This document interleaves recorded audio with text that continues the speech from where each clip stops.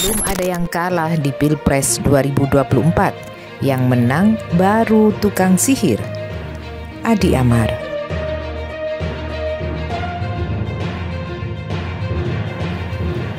Kedepan semua kemungkinan bisa terjadi. Negeri ini seperti didesain suka-suka rezim dan utamanya untuk pelanggengan kekuasaan.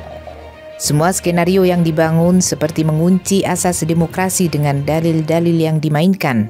Quick count itu semacam hipnotis dari tukang sihir, maka iman harus kuat menghadapinya. Cukup menghadapi dengan nalar seupil, abaikan. Itulah psy-war dari mereka yang membayar berbagai lembaga survei. Muncul bak tukang sihir licik dalam balutan quick count atau hitung cepat Pilpres 2024. Hasilnya jelas seperti KOR memenangkan paslon 02 Prabowo Gibran. Satu putaran seperti harga mati yang diinginkan, maka hasil kemenangan quick count lewat lembaga sihir dibuat sejauh mungkin di atas 50%. Muncul angka-angka variatif antar lembaga sihir yang mematok angka kemenangan di atas 50%, bahkan sampai nembus 60%. Mutlak ini boleh disebut kemenangan versi tukang sihir. Pantas jika lalu dengan buru-buru tanpa rasa malu. Perhelatan kemenangan malam harinya perlu dirayakan dengan panggung besar mewah di Istora Senayan. Mustahil itu persiapan dadakan dalam menyambut kemenangan. Prabowo Gibran versi tukang sihir. Persiapan pun dibuat seperti kisah Pangeran Bandung Bondowoso yang membangun candi dalam semalam. Kerja yang dibantu demit dan konco-konconya makhluk astral. Mustahil dalam suasana normal panggung dan sound system yang memadai bisa terpasang dalam hitungan sejam 2 jam. Setelah rilis sihir quick count, tempat memang menjadi tidak perlu dicari untuk disewa. Gak perlu lapor dan persiapan teknis lain. Semuanya dibuat seperti simsalabim dalam sekejap. Telah terhidang santapan dengan berbagai hidangan di meja makan untuk disantap. Klaim kemenangan sepihak pada awalnya mampu membuat setidaknya psikologi pendukung paslon 01 dan 03 terhentak. Sihir yang dimainkan itu awalnya berhasil membuat gontai satu pihak dan riang gembira pihak 02 dan pendukungnya. Meski itu cuma hiburan kemenangan semu. Tak perlu waktu lama, dorongan iman pun muncul memberi ruang kesadaran bahwa itu cuma sihir semata. Kesadaran pun berangsur pulih, tak kalah pula sikap Capres Anies Baswedan membantu memulihkan kesadaran. Tampil tenang, teduh, tetap energik.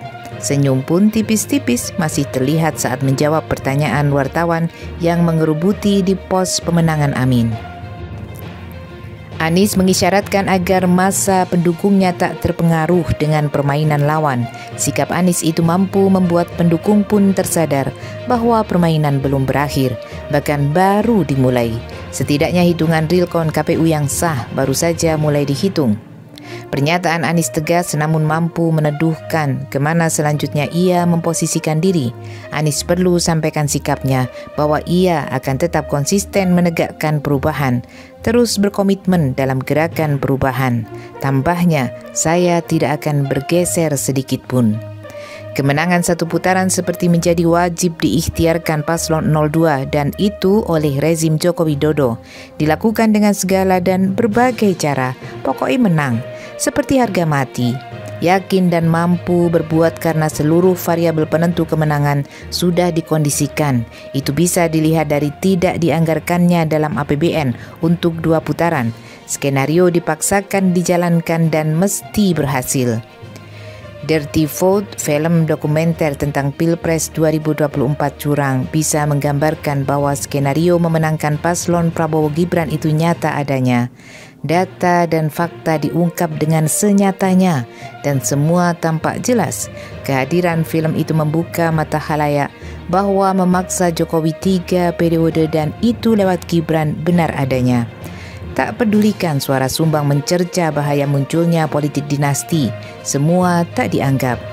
Langkah rezim membegal demokrasi dengan tak selazimnya akan terus dilakukan. Semua dibuat tidak berkutik. Kontrol parlemen seperti hal mudah dilakukan. Hukum jadi alat membonsai ketua partai yang punya riwayat pasien KPK maupun kejaksaan. Begitu pula lembaga yudikatif, semua menjadi lemah di bawah penguasaan politik rezim. Maka tetaplah optimis menunggu hasil realcon KPU meski dengan tingkat kepercayaan rendah untuk menghadirkan presiden dan wakil presiden yang benar-benar dipilih rakyat secara demokratis. Bukan presiden atau wakil presiden hasil pilpres curang. Kedepan semua kemungkinan bisa terjadi. Negeri ini seperti didesain suka-suka rezim dan utamanya untuk pelanggengan kekuasaan. Semua skenario yang dibangun seperti mengunci asas demokrasi dengan dalil-dalil yang dimainkan. Jika ditanya bagaimana kita mesti bersikap, tentu tidak ada satupun yang bisa menjawab. Seperti jalan dibuat buntu, maka berserah diri dan yakin bahwa makar mereka akan runtuh di hadapan makar Allah Subhanahu wa taala. Biarlah skenario Allah yang turut bermain.